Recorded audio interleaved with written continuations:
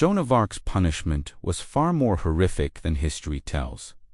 It is said that Joan of Arc was tried only for heresy, as if the trial had been a common legal event of the 15th century. The structure of the audience set up in Rouen was manipulated by bishops aligned with England, all handpicked to ensure the young woman's death. Every favorable witness was silenced, intimidated, or simply denied entry. What few know is that Vatican documents, released centuries later, revealed that part of the notes of the original trial was altered. The court knew Joan was right about her spiritual mission, but they feared something far greater: her charisma, her spontaneous leadership, and the inexplicable power that moved crowds. To feudal nobles accustomed to the absolutism of the male aristocracy, Joan was a social monster, an uncomfortable miracle, a symbol that God could raise up someone with no royal lineage, no privileges, and no permission.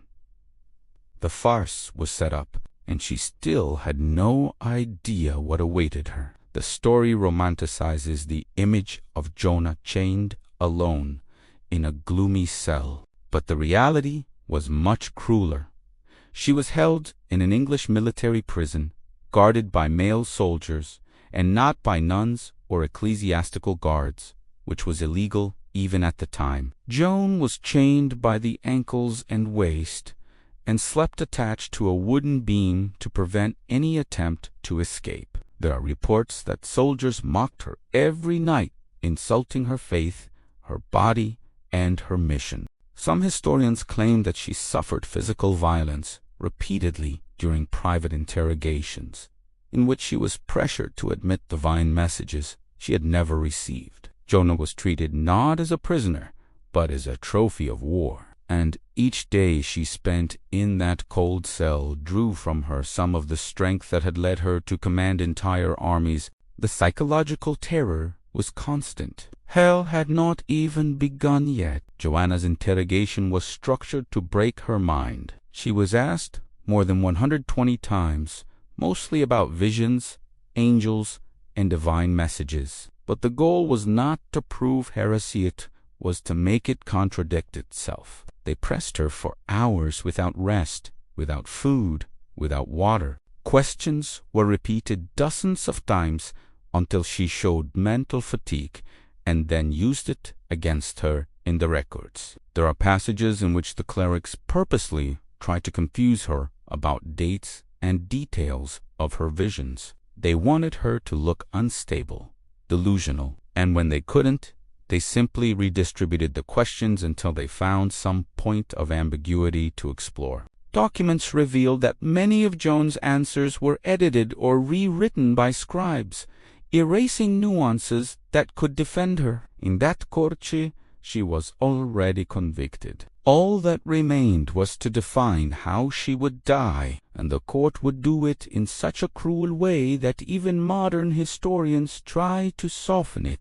Jonah knew she would die, and the more she tried to defend herself, the more the court saw her as a threat. There are reports that in the nights leading up to her sentencing, she would cry silently, praying that God would not abandon her. The soldiers commented among themselves that the fire was already prepared. They wanted her to know the fate that awaited her. The threat was not only death, but the way it would be exposed. The bonfire was chosen not because it was the legal method, but because it was the most humiliating, the most painful, and the most symbolic.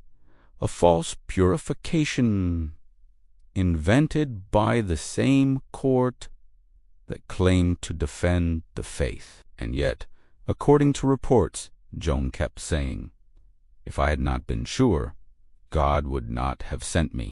This kind of firmness infuriated her enemies, for it revealed that even in the face of the end, Joan did not give in to fear, and it was precisely this indomitable spirit that needed to be broken in public. When Joan heard the final sentence, her eyes watered, but not with despair, but with incredulity at injustice. The court convicted her of heresy, idolatry, and witchcraft. but there are records that show that the English bishops secretly discussed other methods, including public torture and dismemberment, and only gave up because the stake was more politically controllable.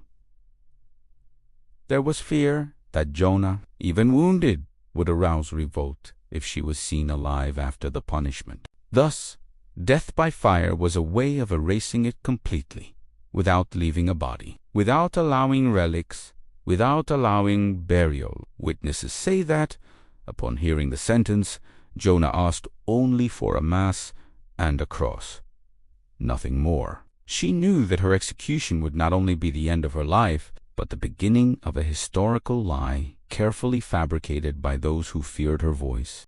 The theater was set up. The macabre spectacle was about to begin. On the morning of May 30th, 1431, Joan was led through the streets of Rouen. But what the books hide is that this march was planned to be a humiliating parade. Soldiers pushed her, insulted her, and laughed as she walked, tied up, exhausted and bruised. Jonah followed in silence, but several reports say that her eyes remained fixed on the sky. She refused water and refused help, fearing some trick of the court that might be used against her. The population was divided. Some cried, others applauded, manipulated by English propaganda that painted it as a demonic threat. The journey was long, purposely slow, so that everyone could observe their defeat. The goal was not just to kill Joan, it was to destroy her image, to turn her into an example of obedience to the feudal order. The world would be forced to believe that this young woman, sent by God, had been vanquished, but the whole sky seemed to witness the injustice. Here is one of the greatest farces in history. They say that Joan died quickly, that the fire consumed her quickly, that she suffered no more than any convict of the time. But eyewitness accounts brutally belie this. The wood was damp. This caused the flames to take a long time to rise, burning her first by her feet and legs, slowly, mercilessly. Documents say that Joan shouted the name of Jesus more than 6 times before losing her voice. The smoke was so intense that she would pass out and come back, choking, waking up whenever the fire was rekindled. An executioner admitted years later that her death was one of the longest he had ever witnessed. 30, maybe 40 minutes of conscious pain. It wasn't just execution, it was public torture. The court wanted her to suffer.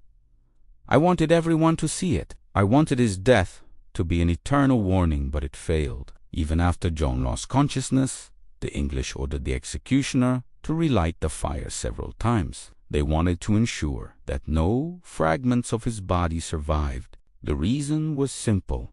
They feared that the people would turn their relics into sacred objects. And indeed, when she died, a murmur spread through the crowd. Many said they had seen a white dove rise through the smoke. Others swore they had smelled a perfume in the air, something inexplicable. The executioner, seized with spiritual terror, declared that he feared that he had condemned a saint. He himself confessed that he never saw anyone die calling Jesus to the last breath. To eliminate any possibility of worship, the ashes were collected and thrown into the Seine River, but they have not been able to extinguish the flame of truth. Joanna's death did not destroy her mission, it only immortalized her. Decades later, when the Kingdom of France rose to its feet, they finally admitted that Joan's trial was a farce. A church-authorized investigation reviewed documents, heard witnesses, analyzed doctored records. Everything confirmed what Jonah said from the beginning. She never had a chance. She was unjustly accused, manipulated by a corrupt court, and convicted by men who sought power, not justice. In 1456, 25 years after her death, she was officially declared innocent. But it was too late to give him back his life, his dignity, or his body. What was left was a belated, cold, almost political request for forgiveness. The official lie suffered its first crack, but the world never knew the depth of the horror it faced. The story, as always, chose the most palatable version. The truth was hidden in the shadows. Today, more than 6 centuries later, many still repeat the romanticized version of Joan of Arc's death. But the truth, naked and brutal, shows that his martyrdom was designed not only to silence his voice, but to erase his existence. They failed. Jonah became a symbol of faith, courage, and resistance against political and spiritual tyrannies. Everything they tried to destroy became immortal. And perhaps this is precisely what bothers the powerful the most to this day.